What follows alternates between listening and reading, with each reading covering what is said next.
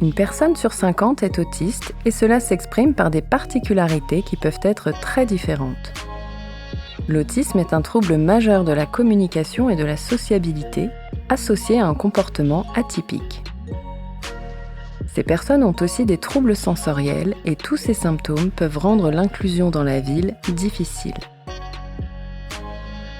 Par exemple, ces personnes peuvent être sensibles entre autres au degré d'éclairage, au niveau de bruit, à l'intensité des odeurs, à la foule qui les entoure, à la clarté d'une signalétique, ainsi qu'au type d'accueil qui leur est réservé. C'est le cas de Mira, qui bien que ravie de la sortie ce jour du dernier opus de son jeu vidéo favori, ne parvient pas à se résoudre à aller l'acheter sur place dans un grand magasin multimédia, car elle sait qu'un tel événement attirera beaucoup de monde, ce qui risque de l'angoisser. De fait, les difficultés des personnes autistes face à la foule sont nombreuses. La promiscuité physique avec d'autres clients, que ce soit en rayon, dans les escalators ou bien dans la file d'attente des caisses, peut être source d'un stress important, voire insupportable. Pour pallier cela, il existe plusieurs solutions qui ne sont pas forcément compliquées. Tout d'abord, il est possible de mettre en place des créneaux réservés pour les personnes qui ont besoin d'un environnement plus calme.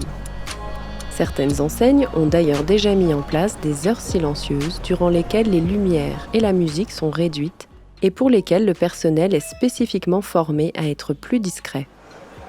Vous pouvez également proposer à l'entrée des bouchons d'oreilles ou des casques anti-bruit pour les personnes qui en émettraient le souhait. La mise à disposition d'un espace calme peut également être envisagée à l'attention des personnes qui peuvent ressentir le besoin de s'isoler ou de se reposer. Enfin, la mise en place d'un système de caisse prioritaire, de caisse automatique, de tickets numérotés, d'un marquage au sol des files d'attente pour l'accès aux caisses ou bien encore de click and collect peuvent également aider à réduire l'anxiété liée à la promiscuité, au bruit et aux odeurs. La prise de rendez-vous en ligne peut aussi être proposée pour un accueil personnalisé. Toutes ces solutions sont de simples recommandations.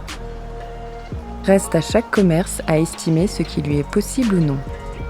Sachez cependant que chaque petite action favorisant une meilleure inclusion fera déjà toute la différence et améliorera grandement le quotidien des personnes autistes comme Mira, des personnes avec des troubles du neurodéveloppement, mais également le vôtre. Car sans même le réaliser, chaque personne est sensible à l'environnement qui l'entoure.